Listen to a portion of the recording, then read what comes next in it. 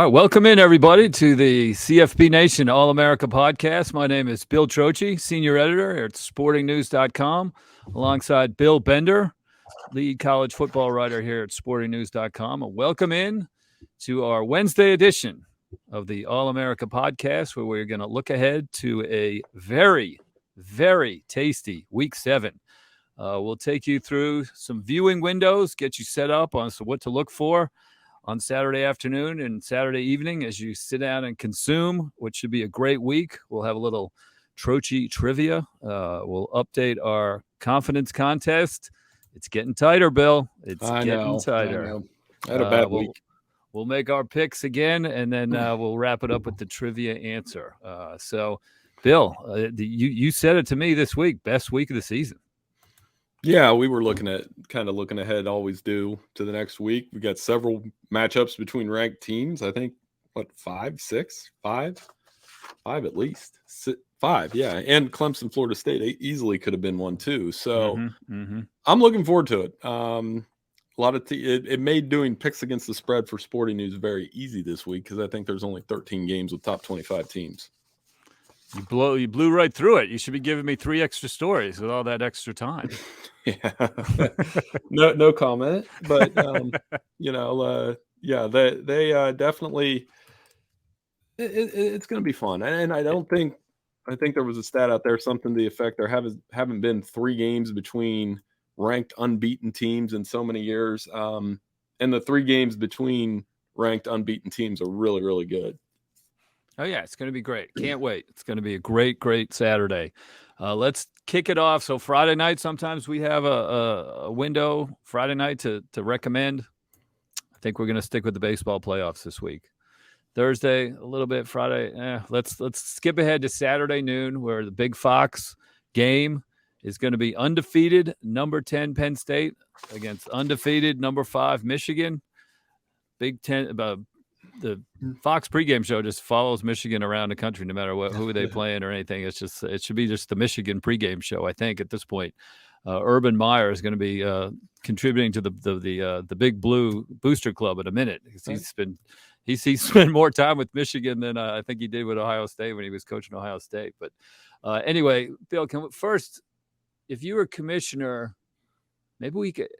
Mike DeCourcy from Sporting News is sitting down with Kevin Warren today, in fact, at the Big Ten Media Days. I don't know if you knew that, for a Q&A.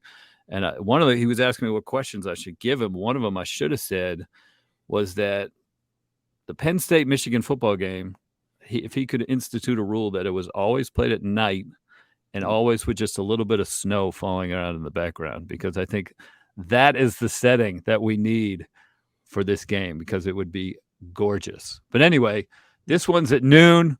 It's at Michigan. Your thoughts on the biggest Big Ten game of the season so far? See, I would do it at 3:30.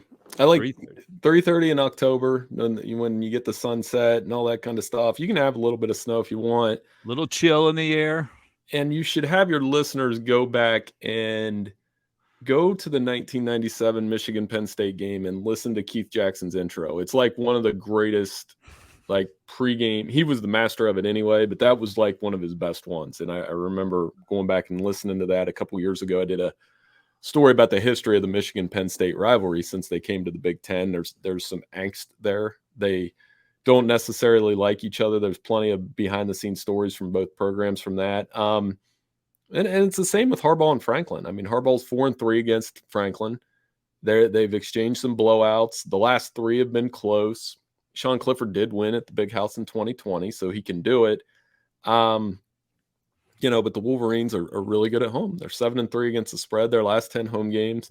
I think the big question is, will Jim Harbaugh win, and will he turn McCarthy loose and let him throw it? I mean, right now they're throwing in a 20-yard box.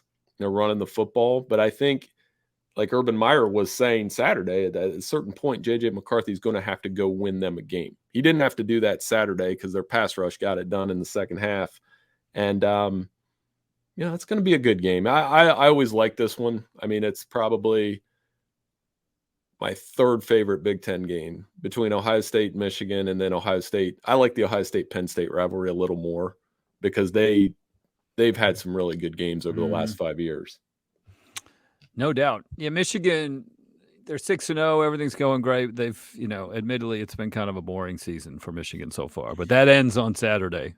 No question about it. That the opening kickoff, and I will be looking up that Keith Jackson intro Oh, it's awesome. as soon as we get off this podcast. And then another side note with the game, obviously, living in Pickerington here, I coached basketball with Harold Ford. He was a fullback on the or a running back on the Michigan national championship team in '97. I'm around Marcus Ray quite a bit, talking to him this week about that and some things he's got going on in Pickerington. He was another member of that '97 team. They'll be honoring those guys this week. So it has been 25 years, and that team really got on the national radar when they smacked Penn State at Penn State, and Charles Woodson's Heisman candidacy launched from there, and everything else was there. So I'm sure they'll be pretty riled up.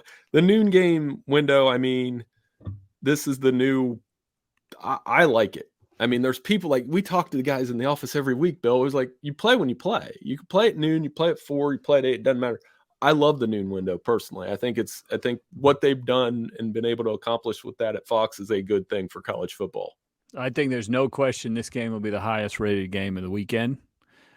Tennessee, Alabama will be close, but Penn State, Michigan, noon, it's going to get the eyeballs. It's going to be the number one. I think so. I think Tennessee, Alabama is going to have. No, we'll get into Big that. Big Ten beats SEC in viewership for the most part. If it's similar situations, it's going to be interesting to watch. But I think Michigan and Penn State Ohio State probably brings a little more eyeballs than those two, but it's close, and we'll have to check on that. I'm going to put that Twitter poll up today.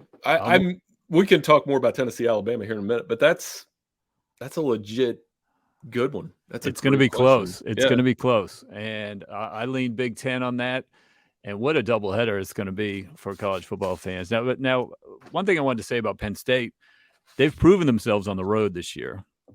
Mm-hmm. The going into Purdue on that first weekend, Aiden O'Connell's a good quarterback. It was a crazy night, and they came through at the end. And then they went down to Auburn. Auburn was still enthusiastic about things and everything, and they wanted to pay back a little bit from the game the previous year, and it was another crazy environment, and Penn State played great for 60 minutes. They got a veteran quarterback. So the fact that it's at Michigan, I feel comfortable that Penn State's not going to turtle on the road or anything like that. I think it's going to be a war for 60 minutes and really come down to the last possession. Yep. Be a good game. I think Michigan's going to win just off their track record. Jim Harbaugh, it could be a lot like last year. They won this game 21-17. It took a big play. But it's the same question you're going to have to ask about Sean Clifford in a few weeks. Can he beat Ohio State? Can he go on the road and deal with – this isn't the Michigan defense he faced in 2020. They get after the quarterback a little bit. And, I think it's going to be a fun game too. I mean, that's what you want mid-October, big game between two really Big Ten powerhouses. And it's the undercard to Ohio State. I mean, who wants Ohio State? That's really what we're going to find out. I think that's going to call for Twitter Spaces at 3:30 when that thing wraps up. The Sporting News Twitter handle. So let's skip right ahead to the back end of that Big Ten SEC doubleheader. Saturday afternoon, number 3 Alabama at number 6 Tennessee, 3:30 CBS. Both teams undefeated. Alabama currently favored by 7.5. This is the game Tennessee has been waiting for years and years. Will there be too much pressure? Game day's coming to Knoxville. They have not been in this spot in a while. Alabama is in this spot 3 times a year. Bryce Young sounds like he's coming back. Ross Dellinger of SI thought pretty strongly. He's got good sources inside Alabama that Young was coming back. He's still supposedly day-to-day. That's going to be a difference maker. But first question is, can Tennessee handle the emotions? And then second question, what do you think of the Alabama quarterback situation? Oh, I mean, they're going to have to handle these emotions. If they don't beat them now, you've got to wonder, okay, when they're fired up now. They're 4-1 against the spread. You look at this game on paper, like I was saying earlier, on paper, if you're just doing it on paper, Tennessee should win. Like they should win the game. They've got an offense that averages 547.8 yards. They pass the ball. They average more points than Alabama. They've got a better passing offense. They rank in the top 10 in all of those. Alabama ranks in the top 10 in total offense, scoring offense, and rushing offense. But some of that's predicated on they've been playing Jalen Monroe the last week and a half. So, I mean, I was down there in 16 and down there in 18, and it was similar type stories. And I watched Jalen Hurts just crush them in Neyland. And then I watched Tua just crush them in Neyland. And I wasn't there, but in 20, Mac Jones was the one that crushed them in Neyland. So it's my way of saying this is Hendon Hooker's game. We've talked about him last week. We talked about him before Florida. He's been awesome. And I think Tennessee can win the game, but what's giving me pause is one, Florida was close. They needed overtime to beat Pitt. And I think Bryce Young's going to play to answer your question.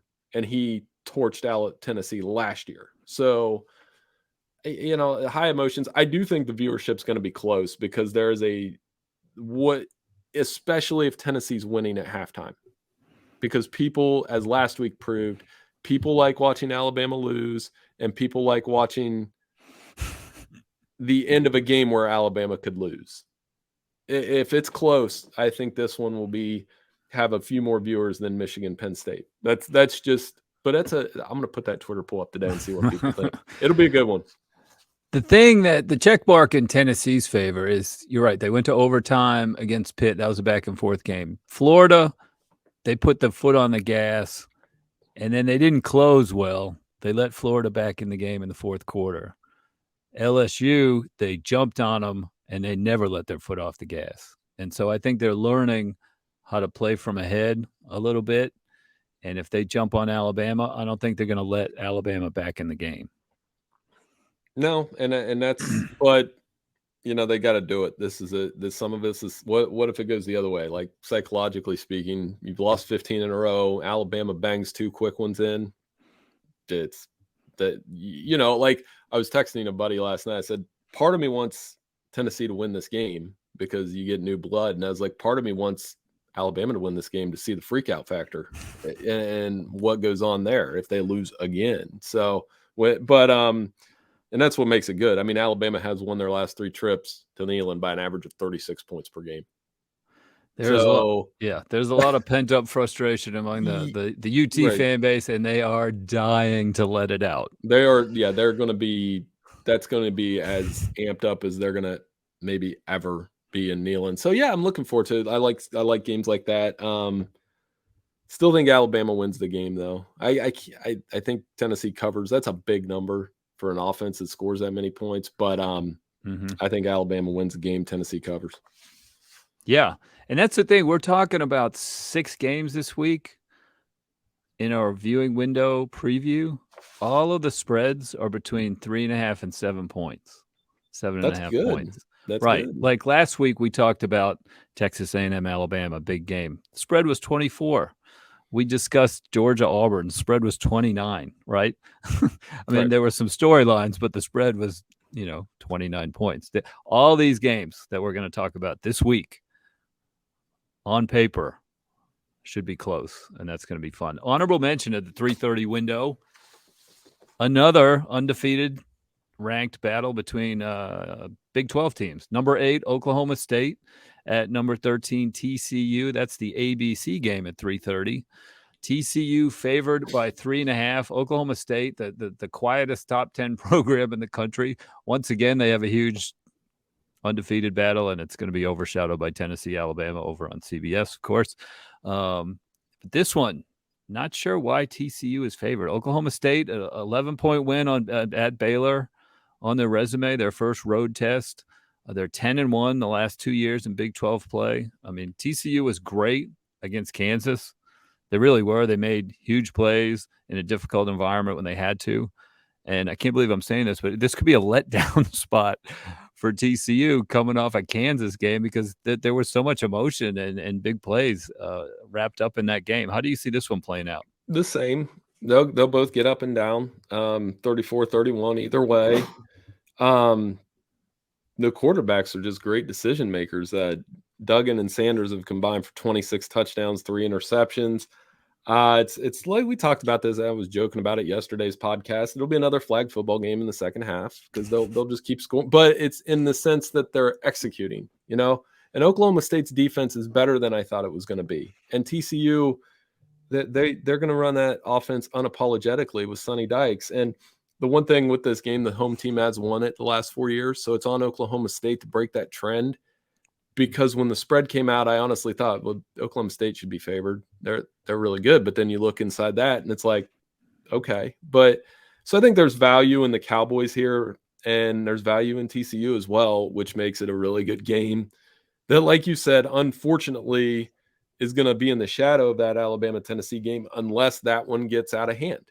Then people will flip over to this one. So, yeah, it's a great game. It's just another awesome game, and this is fun week 7 that we have. Yeah, I was all over TCU last week. I just really thought they were going to beat Kansas. They barely did, but they did. This week, I'm feeling it the other way. I'm feeling Oklahoma State. I think TCU. I love Duggan. He's terrific, and that wide receiver who made that touchdown the last play of the game. The deciding touchdown was amazing catch, amazing play. They were really pushed to the limit, and they came through. It was an impressive road win, no question about it. But something tells me Oklahoma State's going to get them this week. So let's move on. Saturday night, Fox. If you've survived the Big Ten showdown, the SEC Super Showdown, now we got a Pac-12 Super Showdown. Number 7 USC at number 20 Utah. This is a Fox game at 8:00, and the Utes are favored by 3.5. I'm guessing this is the first time USC has been an underdog this year. Utah, surprised that they're an underdog. Honestly, yes. Yeah. I mean, even on the road, I'm surprised after watching what happened to Utah last week. Right. Utah had a little bit of a put up or shut up game against UCLA, right? And they didn't put up. UCLA led the whole game. Utah had a late pick 6 to cut the deficit from 17 to 10. But UCLA was essentially in charge most of that game. And now they're facing, if not a better team, at least a higher ranked team this week. So, yeah, I agree with you. Why is Utah favored? Right. So, I mean, and we're going to find out. I think this is a Travis Dye game. You know, when you go on the road, you need to establish the running game. Travis Dye saw these guys twice last year. He has 400-yard games in the last 5 weeks. We focus on Caleb Williams and those receivers, and rightfully so. But when you go on the road, and he just you see what a difference he makes in this offense. So if Travis Dye goes for like $125 and a couple scores, I think USC gets out of there not only with a cover but a win. And this is a Lincoln Riley spotlight game because you saw what happened the last time they went on the road, Oregon State. It was not easy. And Utah's going to be playing with desperation. It's a solid football team, but I was just struck at how easily UCLA made it look. UCLA made it look getting up and down. So, yeah, I like USC in this game, and they keep marching on, and that rivalry with UCLA is starting to heat up, as we touched on yesterday as well. I'll tell you what, though, I just looked it up. Dye faced him twice last year. He only had 29 yards in the first game and 82 85 or so the second. Yeah. I looked that up as well, and I said this is why it needs to be a Travis Dye game, and they get that running game going behind Caleb Williams. They'll be fine. Yeah, that should be a great one.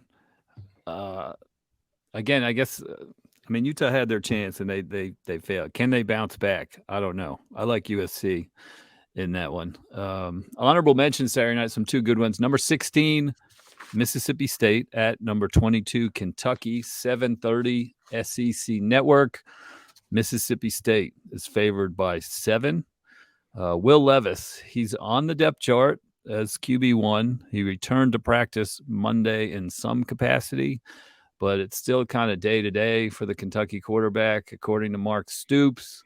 Without Levis, Kentucky gained only 299 yards and scored just 14 points in a 24-14 loss to South Carolina last week. Mississippi State, they're 5-1, all 5 wins by at least 18 points, and they coughed up that weird one at LSU where they were ahead 13-0 and then kind of fell apart. I really liked what I've seen out of Mississippi State this year, And if Levis doesn't play, I don't see how Kentucky can win. Yeah, I'm the same. And Mike Leach is starting to pop up on my Twitter feed more, meaning they're winning. So people are listening to. I saw something about coffee the other day. It was actually pretty funny. I agree with him. Theories. I don't like coffee either, but I drink it. That's the same thing he does. I kind of treat it the same way. So, but Will Rogers, as long as he plays like that, I mean, Kentucky, this is on the border of becoming a little disappointing that they've lost twice. I mean, last week was a disappointing loss, obviously, with a quarterback injury, but they're teetering toward a 4-loss season now, maybe 5, and that's not what we anticipated. So this is a big game for Kentucky, especially if Levis is back, but I like the Bulldogs for sure. They need to back up their offseason claims that they're not just a basketball school, right? So another decent game on Saturday night, the ABC game will be number 4 Clemson. You mentioned it at Florida State, 7:30. Clemson 3.5-point favorite. This you could say this is the toughest test left for Clemson in the ACC.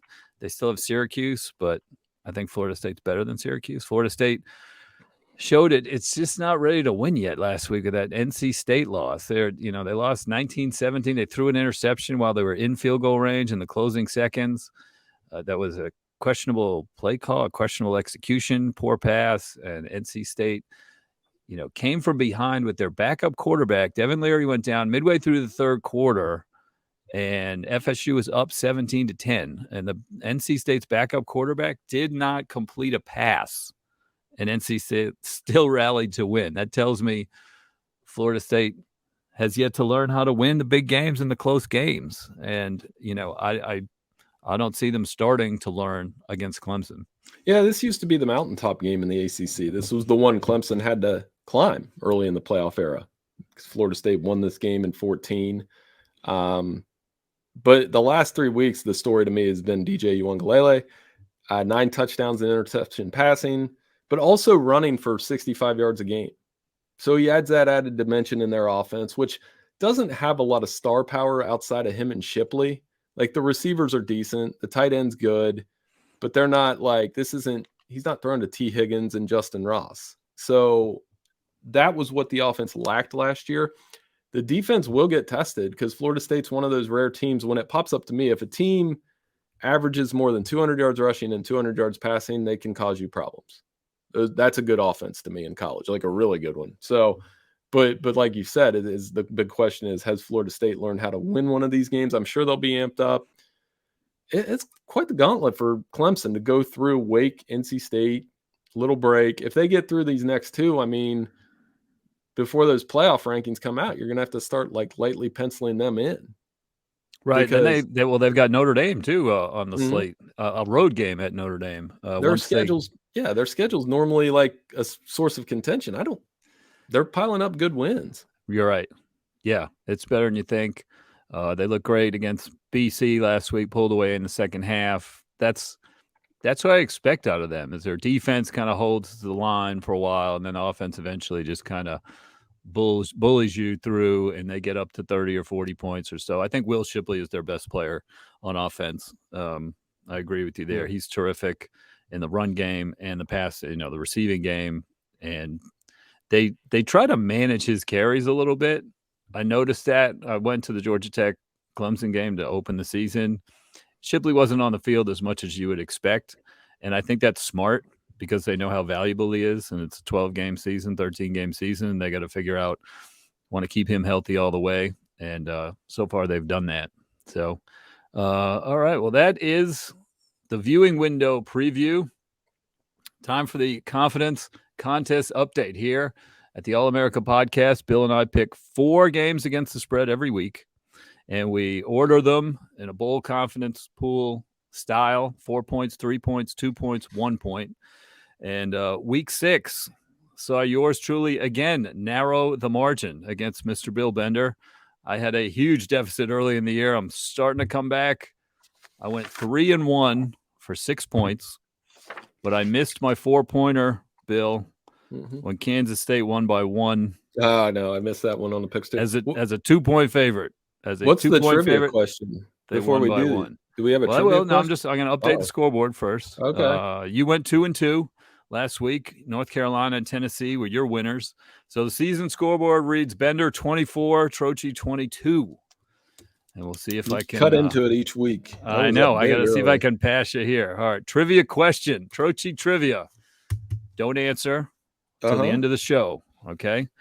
But you're going to have to think about this. Phil Fulmer, where it's a Tennessee, Alabama themed trivia question in honor of the third Saturday in October. Phil Fulmer won 10 games against Alabama. That's the most of any Tennessee coach. Okay. Who was the Alabama coach for Phil Fulmer's first win against Alabama and his last win against Alabama? Can you name the two Alabama coaches who suffered defeats to Phil Fulmer, his first win against Alabama and his last win against Alabama? Took me a little while to come up with that question. So I knew the last one, but we'll wait. But I'm trying to think of the first one. All right, so let's do our picks. I won again last week, so I will go first once again as we go down our 4-point, 3-point, 2-point, 1-point. My 4-pointer, we talked about this game already. We talked about a lot of my picks already, actually. I'm taking Clemson minus 3.5 at Florida State. I think the Tigers are the best team in the ACC, and they'll prove it again. Wake Forest went into Tallahassee and won by 10. And I think Clemson's better than Wake Forest. Clemson won at Wake Forest. Transitive property bill, it always works. Transitive property always works, right? So I'm going to take Clemson to cover the 3.5. Florida State's improved, but I don't think they're ready to pull an upset or stay within a field goal of Florida State. So that's my 4-pointer is going to be Clemson. Mine too. Oh, is that right? So, there's a wash. Both ways. I had that one down as my 4-pointer as well and it just spooks me a little bit because if the line looks that easy, then what's going on? Why is that only 3.5? That should be 7, 8. That's how I would have whenever, I don't know if you do that, Bill, but when I look at those, I try to guess sometimes just to see okay, what's that going to open at? I was Clemson, that's 8 to 10, and then it's 3.5. I'm now I'm worried that Florida State's going to do something. But yeah, I'm going to take Clemson 3.5. I think just like I said about DJ's added running dimension, their defense kind of choking off Boston College a little bit last week, and they're quietly looking like a playoff team. I don't know if they're a national championship team, but they're quietly looking like a team that you can pencil into the playoff. I think they prove it again this weekend. Yeah, and so speaking of trying to guess the line, you and I tried to guess. I was guessing, is Kansas going to be favored at Oklahoma? Yeah, same. Yeah, I thought. Turns out they're getting 7.5. That's absurd. I'm going to take the 7.5. Right? Is that your 3? That's my 3-pointer. Kansas. They were sensational last week, even in defeat to TCU. Backup quarterback Jason Bean, he was great. Came off the bench, made huge plays, 2 touchdowns in his first 2 drives. That was as an impressive showing by Kansas in the defeat as any of their victories, I thought. On the other side, Oklahoma, I mean, on a historically bad run right now. We still don't know if Dylan Gabriel's going to play. Kansas getting more than a touchdown, it feels like a slam dunk, if you want to use a basketball phrase that Kansas fans understand. So give me KU at the 3. That makes sense. And, obviously – my 3 is going to be NC State. They're getting 3.5 on the road at Syracuse. And that's a weird game. That's another good game on the schedule. The other ranked game, right? The Wolfpack, they've controlled this series. I don't feel great about this pick, but I think Leary healthy? Do you know? Yeah, I think he's going to play. So, okay. I think I like them to go up there and win and keep that rolling. So, I think, they're on track to get a New Year's Day 6 appearance, and Syracuse is good coming off a bye week, so a little leery about it. No pun intended, but I'm going to go with the Wolfpack here. I have not been impressed by Syracuse, but I haven't been impressed by Dennis Leary either. I mean, right. I'm Devin Leary. So Yeah, that game's a toss up. I don't know. I don't know where I would go with that one. My 2-pointer, USC getting 3.5 at Utah. I think Utah's good, but they've come up short in their two biggest games of the year against Florida and UCLA. I realize both were on the road, but the Trojans are coming to Salt Lake City. But if I can get points for a team that's averaging 40 points a game, that's hard to turn down. I think Lincoln Riley continues to win and continues to infuriate Oklahoma fans. Yeah, I had the same one. So, I mean, like, I literally have USC too, plus 3.5. Wow. So we're thinking along the same lines here. I could switch one if you want. No, But no, we're good. This is how you're trying to stay in front of me. You're blocking me for any Clemson, NC progress. State. I'm regretting NC State because I'm reading these updates about Devin Leary right now. But I'll stick with it. I'm cool. USC. Same. I think, like I said, I was talking about Travis Dye. They go in there, they run the ball, and they get a win. And like you said, I mean, this is going to be, if you're an Oklahoma fan, you're going to watch Lincoln Riley win. You're going to watch Josh Heupel play in the biggest game of the day. You're going to watch, and you're going to struggle with Kansas. Yeah, and then you're going to probably chew your fingernails a little bit because that Kansas game's not going to be easy. So, yeah, I'm going USC with my 2 as well. All right. My 1-pointer, I know we're going to disagree on this one. I'm taking Penn State plus 7 at Michigan. I just see it as a close game. So getting a touchdown in this is the way to go. Penn State has proven itself on the road with a tight win at Purdue and then a runaway at Auburn. I can see Michigan winning, but this game is going to be tight all the way. I'll take the 7. That's a good pick. And I with the picks against the spread for Sporting News, I took Michigan to cover. No, I didn't. I took Penn State, I think. But look, I went back and forth on this so much because I could see it being 28-23 type game. And I could also, but I've been at a couple of these where Michigan just destroyed them at home a few times. And Penn State has destroyed Michigan at home a few times. But those games, you kind of knew coming in there was a gap. This year, I think they're both, it's going to be like a literal undercard or whatever you call the boxing match where they get to go take on the heavyweight champ. Although, to be fair, Michigan is the champ right now in the Big Ten. Doesn't feel like it, right? No, it still feels like everybody just assumes Ohio State's going to win the Big Ten, but Michigan technically has the Big Ten belt. So I think they protected that. We mentioned the 97 team coming back. They'll be pretty fired up. But your pick's spot on. I think they probably will be pretty close. I'm take Tennessee to cover. Tennessee to cover the 7.5. And like I said, it's now or never, man. If you don't cover this week, if you let Alabama beat you by 28 points, that's on you then. And like I said, it's that one. I'm anxious to see the fallout either way, because on one side we're saying, oh my gosh, Alabama lost. On the other, Tennessee, you're seeing. I don't know if you saw that Tennessee fans rap video on Twitter last night. I did. Unfortunately, I did. set us back about 25 years as a society, but it was pretty funny. As a conference, at least for the SEC. If you're trying to get rid of a stereotype as a fan base, that's not going to help you. But I know plenty. Part of Ohio I grew up in. I'm immune to that. I'll just say that I've seen that's not something I haven't seen. So yeah, but I'm going to take the Vols to cover, and there is a decent chance they could win. Yeah. Oh yeah. No question. They can win. Alabama's due for a loss. I couldn't do it. I couldn't. Well, that's the other side. Full confession, as a Vanderbilt fan, as a Vanderbilt graduate, I don't think I could take Tennessee in this game. But so I do this every week with you. I'm like, this is the week Alabama's going to flex and show everybody they're number one. Didn't happen against Texas. Didn't happen. It was happening against Arkansas, to be fair. They were crushing Arkansas. And then Bryce Young got hurt. So I was like, I'm wondering. They pulled away, too. They won by 26. But it still wasn't I feel like if Bryce Young played, there wouldn't have been a hiccup. They may have just won that game by 50. Obviously didn't happen last week in the game that we're they're going to get their revenge in blood and all that stuff. So if they just beat the brakes off Tennessee this week, I think that fallout would be more significant than if Tennessee won, because they could just rematch them in the SEC championship game. So, I'm going to go with Tennessee to cover. I think it's going to be a lot of fun.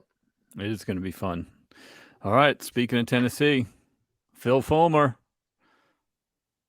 his 10 wins against Alabama. The trivia answer is 10 wins against Alabama.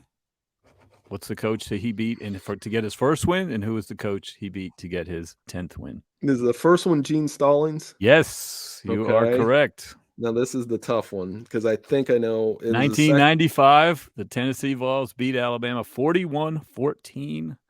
When did Philip Fulmer start at Tennessee? I'm allowed to ask that since I got the first one. So he started in like 93? I think so. Yeah, around there. 93. And I was there. I went to a Tennessee game his final season. So I'm going to say Mike Shula. Mike Shula is correct. Yes. 2006, he beat Tennessee beat Alabama 16-13. Mike Shula was the coach. I do know this part. So the year before Nick Saban came to town. Now I'm going to show off a little bit. I think that the guy that scored the game-winning touchdown the last time Tennessee beat Alabama was Arian Foster, who has come and gone in the NFL and been out. And I think Eric Ainge was the quarterback. So it's been a while for them. Wow. To do and say, hey, 15 years of losing. So like you said, the pent-up frustration, if there's a bad call, remember what happened against Ole Miss last year? They threw mustard on the field. I don't know why golf balls. It could get, I'm saying this. I think that I want to see the results of our Twitter poll, but I think there's almost more interest in that, but I think it's just because of that prolonged. I've watched Penn State, Michigan games that have been great for years. This one, I feel like they've finally got a stage where you're like, okay, now I want to watch this game. It's not just going to be Alabama blowing them out. Right. So Fulmer's first game, I was researching this, 1993, Alabama, Tennessee. Tennessee was up 17-9. Alabama scored a touchdown late. David Palmer. Remember him? Oh, yeah. Converted the 2-point conversion, 17-17. It's the last tie in Alabama history. That's amazing. David Palmer was fun. When I was growing up, he was one of my favorite players to watch for sure. No question. So, and you said Philip Fulmer, 10 victories against Alabama. Can you believe that? I can't picture a coach. Now they'd take one coach with just one. Exactly. So we'll find out on Saturday. It's going to be a great, great weekend. Thank you, everyone, for joining us on our Wednesday edition of the CFB Nation All-America podcast. Tune in to look for us. First, read Bill's stuff on sportingnews.com. He'll be all over overreactions, bowl projections, against the spread picks. He's going to have a Penn State, Michigan column this week. I'm going to have a Tennessee, Alabama column this week.